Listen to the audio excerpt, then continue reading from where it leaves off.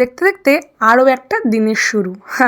আর দিনটা শুরু হতে না হতেই সবার আগে চিন্তা থাকে সারা দিনটায় কী করবে আর কি করবে না, এটা নিয়েই মাথার মধ্যে ঘোরপাক খেতে খেতেই আমার দিনটা অন্তপক্ষে শুরু হয়ে যায়। আর তার মধ্যে যদি থাকে পরিবারের ছোট্ট সদস্য, তাহলে সব প্ল্যানে একেবারে জল ঢেলে দিতে তারা সবার প্রথমে। কি হয়তো আমার সঙ্গে তো প্রত্যেক মুহূর্তেই এটা হচ্ছে। কি করব আর কি করব না যতই আমি ঠিক করে রাখি না কেন, মিঠি রানী এসে সব একেবারে ভেস্তে দেবে। একই শীতের দিনে বেলা হয় ছোট, তার মধ্যে তুমি কোন কাজটা করবে আর কোন কাজটা করবে না এই প্ল্যানিংয়েই তো অর্ধেকটা সময় চলে যায়। আর আজকে রয়েছে মিঠির একটা ডান্স কম্পিটিশান, তাই সকাল থেকে তাড়াহুড়ো ছিল বলে তাই ঝটপট যতটুকু রান্না এগিয়ে নেওয়া যায় তাই চটপট রান্না করে ফেললাম। আর আজকে খুব বেশি রান্না করা হয়নি, একেবারে সিম্পল মাছের ঝোলই রান্না করা হয়েছে। না, মিঠির প্রথম আবদার এবং শেষ আবদার ছিল তার ঠাম্মি আর দাদু যেন ওর নাচের কম্পিটিশনের ওখানে যায়, তাই আবদার তো রাখতেই হবে। আর তারাও যথাসম্ভব ওর আবদারগুলো কিন্তু মেটানোর চেষ্টা করে। জানি ও তেমন কিছু আবদার করে না, কিন্তু তবুও হয় না, সব ক্ষেত্রে আবদারগুলো মেটানো সম্ভব হয় না। কিন্তু ও যে এতটাই আদরের এই বাড়ির যে ওর যে কোনো আবদারটাই ওরা মেটানোর চেষ্টা করে। যে দেখবে তুমি তোমার 100% দিয়েও শেখালেও কিন্তু সে স্টেজে উঠে যেটা মনে করবে সেটাই কিন্তু আলটিমেট করবে। কি তাই তো? এই জন্যই তো বলে বাচ্চাদের মন, তুমি যতই শেখাও আর যতই পড়াও, করবে ওটাই যেটা তারা ঠিক করবে। আর আমার ক্ষেত্রে সবসময় একটা ভয় যে ওকে একটাই শেখাই যে তুই আর যাই হোক নাচ করতে করতে ভুলে গেলে তুই কিন্তু থেমে যাবি না, যে স্টেপটা মনে থাকবে সেই স্টেপটাই কন্টিনিউ করবি। দেখলাম যে ঠিক আছে, মিঠি ঠিকঠাকই করেছে।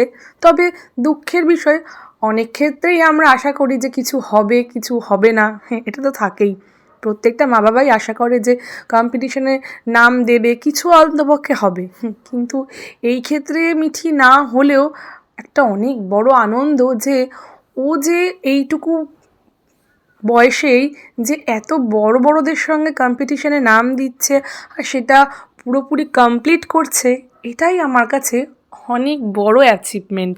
করে প্র্যাকটিস করাচ্ছি তবু কেন কিছু প্লেসমেন্ট পাচ্ছিস না, কখনো কখনো রাগ হয় বই কি, একটু হয়, কিন্তু পরক্ষণেই নিজেকে আমি বোঝানোর চেষ্টা করি যে ঠিক আছে, চলো আজ হয়নি তো কী আছে, নেক্সট টাইম অবশ্যই হবে। জাজেসরাও খুব ভালোই বলেছে নাচের, যে খুব ভালো হয়েছে, কিন্তু ওই একটা সব শেষে গিয়ে একখানা আফসোস থেকে যায় যে সব করেও যখন হলো না, হয়তো বা লাস্ট পজিশানেই বা দিতে পারতো এতটুকু ছোট বাচ্চাকে, যাই হোক দেয়নি।